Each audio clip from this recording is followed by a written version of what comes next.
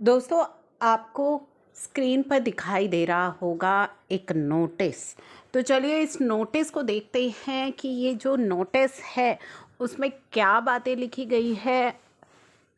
Where as on the basis of information, ये show cause notice है for cancellation of registration और इसमें लिखा गया है on the basis of information which came to my notice it's appear that your registration is liable to be cancelled for the following reason।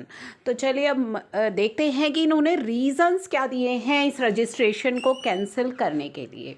तो बड़े ही मज़ेदार reason इसमें दिए गए हैं। Dealer found suspicious, no document found at the place of business, you are hereby directed to furnish reply to the notice within 7 working days from the date of service of this notice। तो सिर्फ ये लिख दिया गया है कि dealer जो है वो सस्पिशियस लग रहा है, no documents found at the place of business, और इसकी रिप्लाई सबमिट करने के लिए 7 दिनों का समय दिया गया है। You are hereby directed to appear before the undersigned on 21st Feb को 11 बजे उन्हें अपीयर होने के लिए बोला गया। If you fail to furnish reply within the stipulated time or fail to appear for the personal hearing, या तो आपने रिप्लाई फाइल नहीं की या पर्सनल हियरिंग के लिए आप अगर अपीयर नहीं हुए, जो भी दिन और समय आपको बताया गया है, जो केस है उसे एक्स पार्ट डिसाइड किया जाएगा on the basis of available record. Please note that आपका जो रजिस्ट्रेशन है वो सस्पेंड हो जाएगा विद इफेक्ट फ्रॉम 14 Feb 2022 से। अब रिट एप्लीकेंट को 7 दिन का समय दिया गया। अगर उसने रिप्लाई नहीं करी तो जो है एक्स पार्शियस नोटिस को इस कैंसिलेशन को या इस केस को डिसाइड कर लिया जाएगा। उसके बाद जो है ऑर्डर ऑफ कैंसिलेशन आया, जो कि आप देख रहे हैं, this has reference to your reply, जो कि 21 फरवरी को सबमिट की गई थी in response through the show cause notice, and whereas no reply submitted on the day fixed for hearing you did not appear.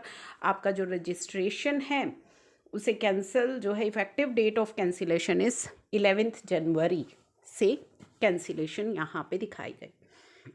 उसके बाद यहाँ पे आप अमाउंट पेबल देख सकते हैं, स्क्रीन पर आप दिखाई दे रहे 0।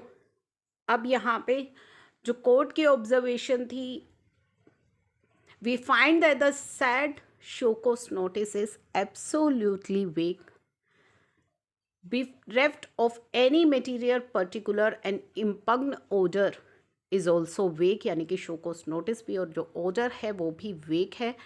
एंड नॉन स्पीकिंग ऑर्डर, यानी कि नॉन स्पीकिंग ऑर्डर है।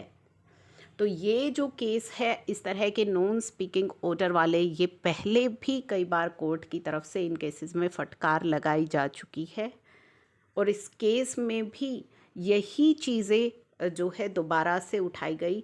We quash and set aside the impugn order, जो कि आपने 22 फरवरी 2022 को सर्व किया है, and remit the matter to the respondent number 2 for proceeding in accordance with law. In view of the fact we have quash the order of cancellation of GST registration, the GST registration stand revived.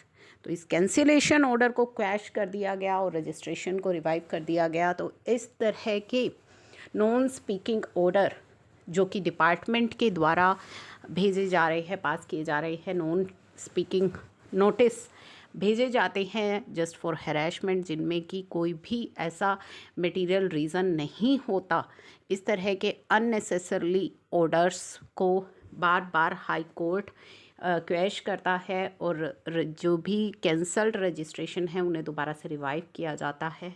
तो same इस case में भी यही हुआ है।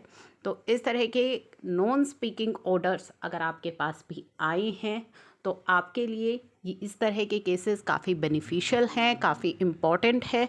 आप इनका reference लेकर के उन नॉन स्पीकिंग ऑर्डर से अगर आपका रजिस्ट्रेशन कैंसिल हो गया है तो रिवाइव करवा सकते हैं।